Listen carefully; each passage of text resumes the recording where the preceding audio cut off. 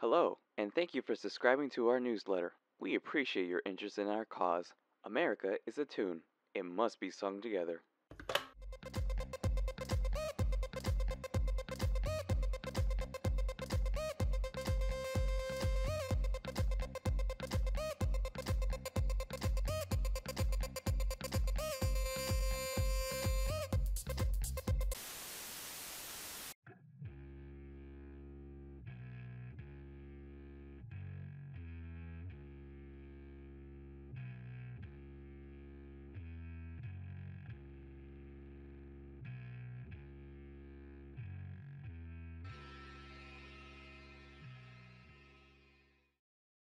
Hotline Miami.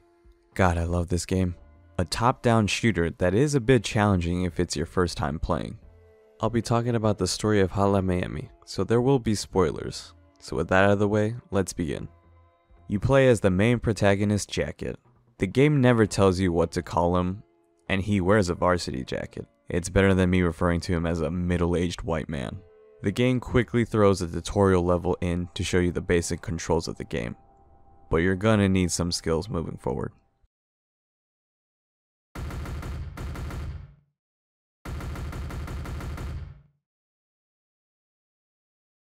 Jacket enters a room where he is greeted with three masked individuals. A sympathetic horse, Don Juan, a familiar rooster, Richard, and a very hostile owl, Rasmus. Don Juan is the first to speak, and right away, Jacket has no memories of who he is. Don Juan thinks it's for the best. Richard then speaks, and he knows Jacket, and they in fact have met before. Rasmus yells at Jacket, telling him he is no guest of his. Don Juan does know who Jacket is, and is hesitant to reveal who he is, because of the actions Jacket has committed. Richard wants to give a clue to Jacket.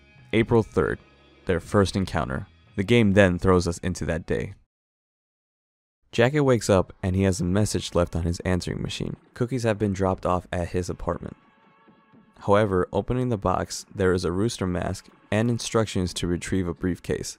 Jacket must leave the briefcase at a dumpster. The note ends saying failure is not an option and that he is being watched. Jacket arrives at the metro, beats all the gangsters to death, and retrieves the briefcase. He leaves the briefcase at the location and a hobo yells, demanding that Jacket show himself. Jacket then kills him. At this point, I think the adrenaline wears off and Jacket throws up immediately. He then drives to a convenience store where he is greeted with the best character, Beard. Jacket and Beard know each other, and Beard brings up Jacket's recent breakup, but quickly tells him that he can take a midnight snack, and it's on the house. Jacket grabs something and drives back to his apartment. April 8th, Jacket finds letters on his table from an organization called 50 Blessings, and another message on his answering machine. It's the same people that left him his mask, giving him a new mission. Jacket goes and kills all the same looking thugs again. He then goes to get some pizza, and Beard is working at the front counter. Beard knew Jacket was coming, and he already had a fresh pie ready for him. Once again, it's on the house. Jacket takes the pizza and goes back to his apartment. April 16th. You can see that Jacket cut out some newspapers that talk about the crimes he committed, and another message left on his answering machine. After killing all the thugs, you can see a man tied to a chair. This man also had an animal mask, and Jacket takes it with him. Jacket then goes to a movie rental store, and once again Beard is here. He talks about the murders that have been going around, and gives Jacket a free movie. It's on the house. April 25th. Jacket collects more newspaper clippings, and another phone message. Same stuff as before. Go and kill thugs, and this time there's a mini-boss.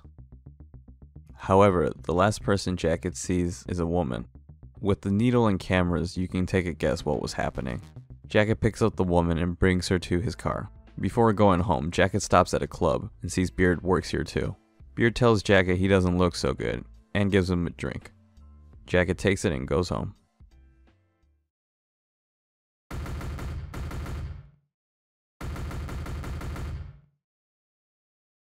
Once again, we're brought back into the same room from the beginning of the game.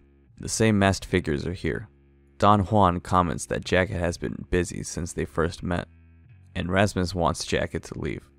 Don Juan can tell Jacket is remembering what he has done, but wonders if it's accurate. Richard believes Jacket still isn't remembering enough, and before leaving, Richard asks 4 questions. 1. Do you like hurting other people? 2. Who are leaving messages on your answering machine? 3. Where are you now? And the final question, why are we having this conversation? It's now May 5th, and the woman who I will be referring to as girlfriend now, kind of tired of calling her a woman. Anyway, Jacket lets her rest on the couch, and he receives another message on his answering machine. However, this time the message says that they already sent someone, but he didn't do a good job. When Jacket gets there, you can see another man with an animal mask tied up by the thugs.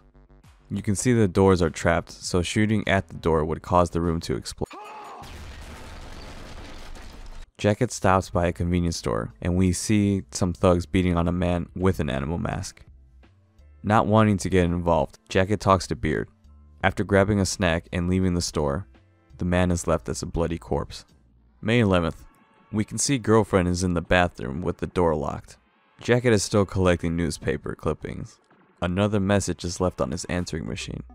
After completing his mission, Jacket stops for some pizza. The pizza place is empty, and Beard talks about how not many people are buying pizza. Jacket takes its pizza and goes home. May 13th.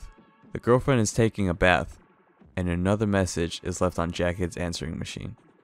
Leaving the apartment, we can see a janitor cleaning the apartment lobby.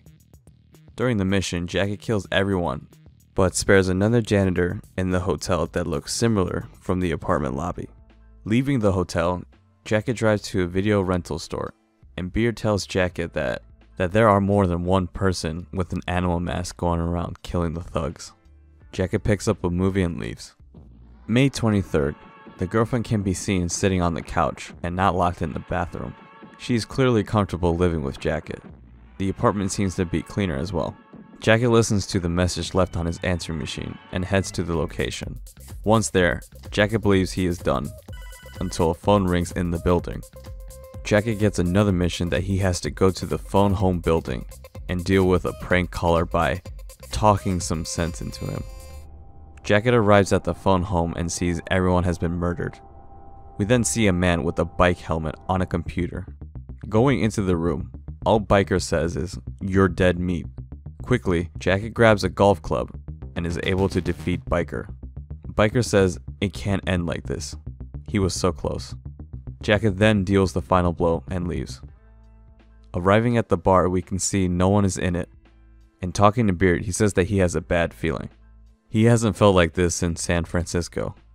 Jacket takes his drink and leaves.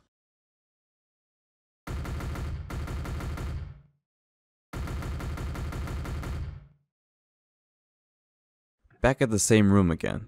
The same people are here, but we can see the room is also rotting more. Rasmus is still hostile towards Jacket, and Don Juan comments that Jacket looks sick and should see a doctor. Richard tells Jacket that he isn't going to give him answers, but more questions. Richard also says that the next time they meet will be their last. He leaves with 3 predictions. 1. Someone you know is not who you think he is. 2. Something will soon be taken from you. 3. On July the 21st, you will wake up in a bigger house. May 27th. Jacket wakes up, and we can see the girlfriend sleeping in the same room. Not much to note here, just another message left on his answering machine. In the middle of the disco stage, we can see another fallen operative. His name is Carl. Well, that's the mask name when you pick it up. There is a comic for this character, so that's pretty cool. You complete the level like normal and head to the convenience store. We can see Biker's body next to Beard. Talking to Beard, he says he needs to tell you something important, and that none of this is really happening. He proves this by showing Biker moving around on the floor. Then suddenly, Biker is no longer there, but just a spot of blood. We also see a man in the restroom. Talking to Beard again, it seems like the conversation before really did not happen. I really like how at this point, the screen starts to flash static. It really sells that Jacket is losing it. May 31st. Another day with a message left on the answering machine. Seems simple enough. However, the police barge in and you are forced to flee the scene. Jacket drives to get pizza and we can see a thug waiting outside with their dog. We can see that they both have been horribly injured. Going inside, we see Beard is dead on the ground, and the same man from before at the counter. The guy doesn't seem to want to talk much. Feeling uncomfortable, we leave with no pizza. June 3rd. Same thing as before. On this level, we can see again another operative has fallen. This time it's Jake. We'll get to him next time. Jacket drives to get a movie, and again Beard is dead, and the same man is there. Jacket leaves again with nothing. June 8th. We see that the beds are placed next to each other now. Jacket and girlfriend have gotten a lot closer, and she's very comfortable around him now. Leaving the room, you can see a bloody thug at the fridge. Girlfriend is sitting on the couch. We saw her leave the apartment before, so she's choosing to stay. Picking up the phone, it's the same as usual, but now the phone keeps clicking. After clearing the level, a van crashes into the building, and thugs start pouring out of it. Jacket also has to dodge someone throwing Molotovs at him. After killing all the men, the guy who was throwing the Molotovs will give up. Jacket is pissed, so he kills the guy in a brutal way. Jacket needs a drink, so arriving at the bar, we can see dead thugs at a table, and Beard is nowhere to be found. We can see a trail of blood leading to a door, so you can guess what happened. The same man is at the bar, telling Jacket it's VIP only tonight, and he better leave. Leaving the bar causes the thug to talk to Jacket, telling him what is he looking at. Jacket leaves the bar.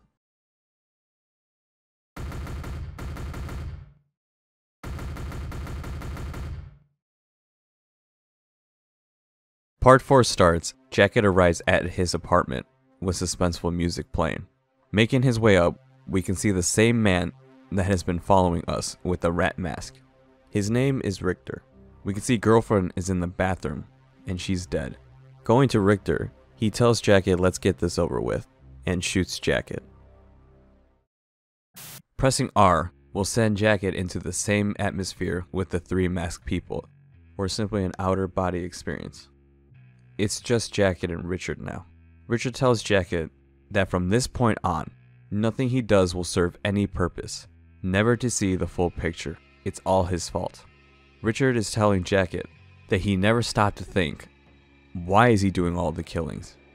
And who is leaving the messages on his answering machine? But it's too late for that now. Richard tells Jacket that there is a warm bed across the hall, and that he could use some rest. Leaving the apartment, Jacket's clothes change into a hospital gown, and he has a bandage around his head. Jacket sees he's already laying in bed, and pulls an Evangelion reference.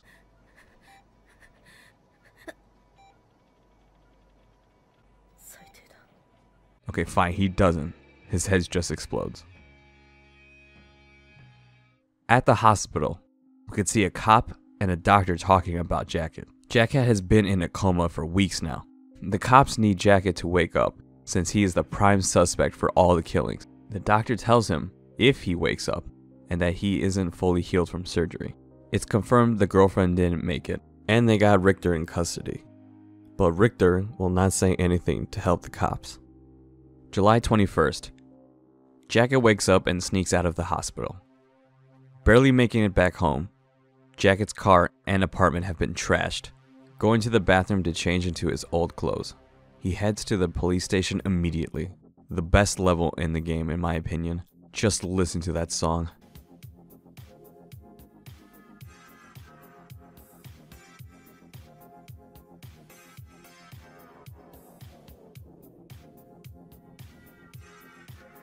Anyways, you go through killing cops and make it to Richter's cell.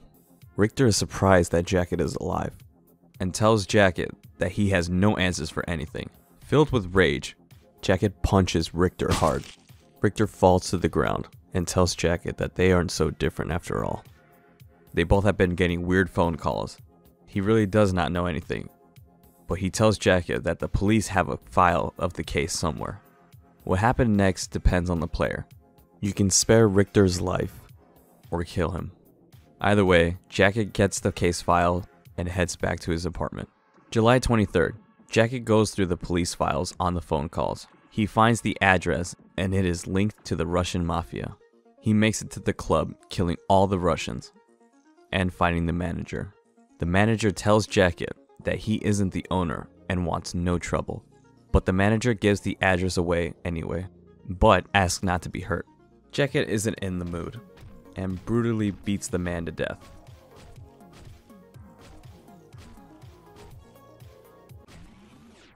Jacket goes back to his car and heads straight to the address that belongs to the leader of the Russian mafia. He kills the guards and heads upstairs to face the leader. Jacket has to fight off 2 Panthers, the bodyguard, and the leader himself. After seriously injuring the leader, he takes his own life, stealing the pleasure of killing him yourself. The phone rings, and it seems that Jacket isn't quite done, so he picks up the leader's gun and takes the elevator up. It's an old man. At first he asks Jacket what is he doing here, but decides to skip the details, telling Jacket that he has done so many horrible things, but nothing seems to really matter anymore. He tells Jacket to do what he came to do. Jacket raises the gun and fires, and with that, the ending music plays and Jacket walks to the balcony, taking off his mask and throwing it to the side. He lights a cigarette and takes out a photo and lets it go.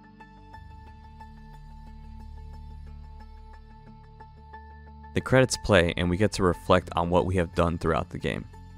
There is still one question that lingers. Do you like hurting other people?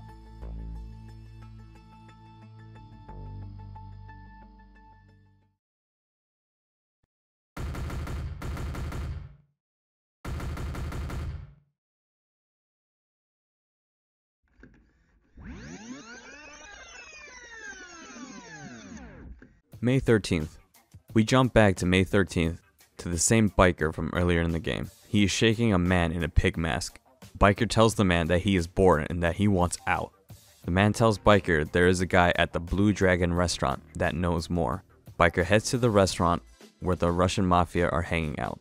After killing all the Russians, Biker interrogates the man. The man immediately talks. He can't say who, but they use phone home to sweep their calls. The man only helped set it up, and that Biker will need to hack it to track it down. The man also mentions a political agenda that scared him. With that, Biker leaves. May 16th. We see how different Biker's apartment is compared to Jacket's, and that he is also subscribed to the same newsletter, 50 Blessings. Like Jacket, Biker has a message left on his answering machine. The message says that Biker missed his delivery last night, and they have another one for him. The message ends saying that they will not tolerate further delays.